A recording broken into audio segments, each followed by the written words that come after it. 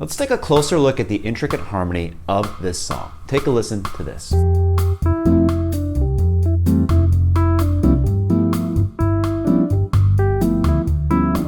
In this video, we'll see how Jobim's use of out-of-the-ordinary dominant chords is simply brilliant. It's no wonder why Jobim is known for pushing the boundaries of traditional harmony, always keeping us on our toes with unexpected yet stunning chord progressions.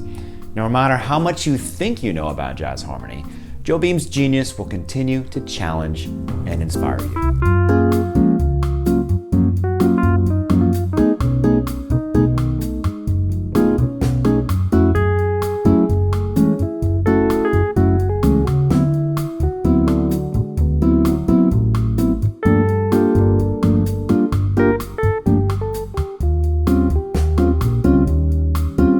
So what makes the girl from Ipanema so special? Well, let me tell you, it's all about Jobim's interesting use of dominant chords. Dominant chords are usually used as primary or secondary 5 chords, but Jobim switches it up by avoiding these functions most of the time. Even when he does use them in the progression, he adds his own unique twist to keep things interesting. Let's take a look at measure 6. If you listen closely, you'll notice that the chord progression is a reharmonization of a typical 2-5-1. But instead of using the 5 chord, Jobim gets creative and replaces it with a sub-5, giving us a 2 sub-5-1 path. Here's where it gets even more interesting. Normally, the sub-5 is paired with the Lydian flat 7 scale, creating a 7 sharp 11 chord. However, Jobim turns the sharp 11 into a flat 5, making it a chord tone and eliminating the natural 5 altogether.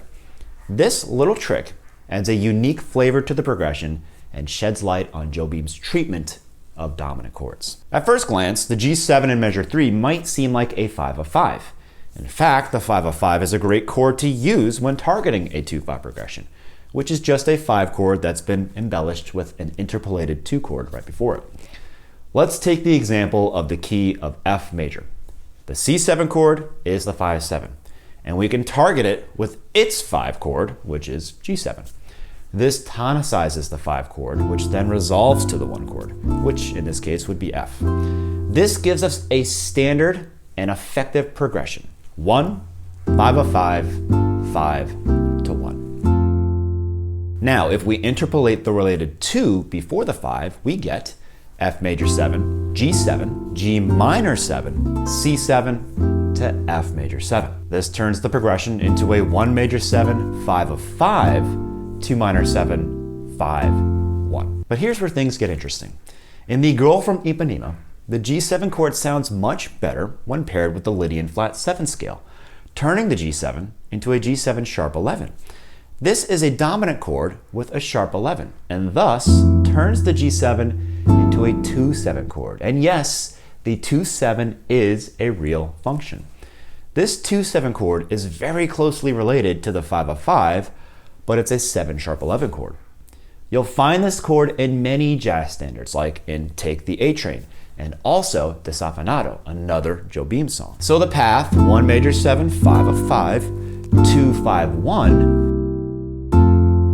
turns into a 1 major 7, 2, 7 sharp 11, 2, 5, 1.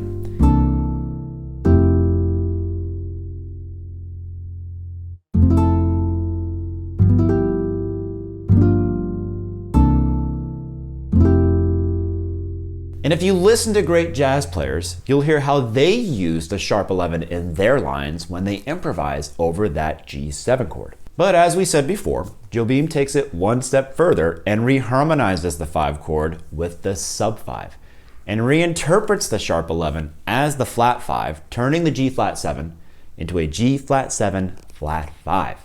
This reharmonization turns this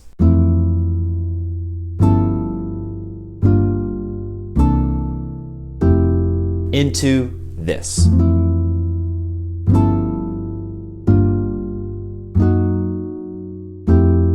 This is a testament to Jobim's genius and creativity, as he was able to take a common chord progression and completely transform it into something unique and beautiful. But things get really interesting in the B section when we analyze the dominant chords B7, D7, and E flat 7. At first glance, they seem to not follow any pattern at all, but a clue is hidden in the melody. When we look at the roots of these dominant chords, we see a modulation pattern of a minor third up, and then a half step up, which is exactly the modulation pattern in the melody. But what's the function of these dominant chords? And where's the tonic?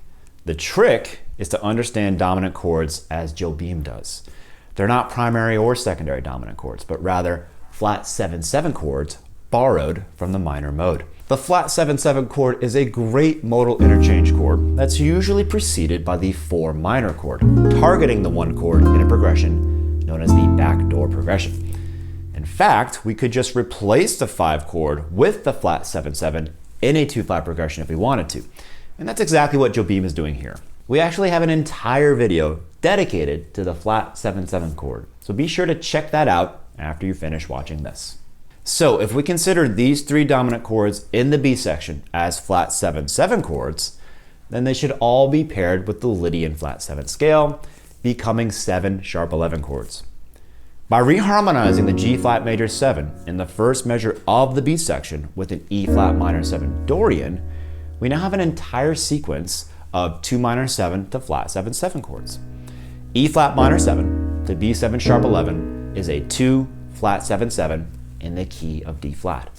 Modulating up a minor third gets us to F sharp minor 7 to D7 sharp 11. Also a 2 flat 7/7, but now in the key of E. And if we modulate up again, this time a half step, we get G minor 7 to E flat 7, which is also a 2 flat 7/7. Only now we're back in the original key of F major. All these dominant chords are functioning as flat 7/7s, and the first chords are 2 minor 7s. We just need to reharmonize the first 2 in D flat major with a G flat major 7. Don't forget that the G flat major 7 is the 4 chord in the key of D flat. And the 4 chord is a very common reharmonization of the 2 chord and vice versa, both of them belonging to the subdominant region. Once we understand this interpretation of the harmony, we can see how creative and tricky Joe Beam is at reharmonization. The G flat major 7 chord throws everyone off at first because it seems like a modulation a half step up, but in reality, it's the 4 chord in the key of D flat and is actually functioning as a Lydian chord. So the actual modulation is from F major to D flat major, a major third down. And Joe Beam gets back to the original key by modulating first a minor third up and then a half step up. When we look at this sequence in the map, it becomes obvious what's going on in the B section. The harmonic movement is exactly the same in all 3 iterations of the sequence, from the subdominant to the dominant, but never actually resolving to the 1 major 7 of the current key. It's simply genius.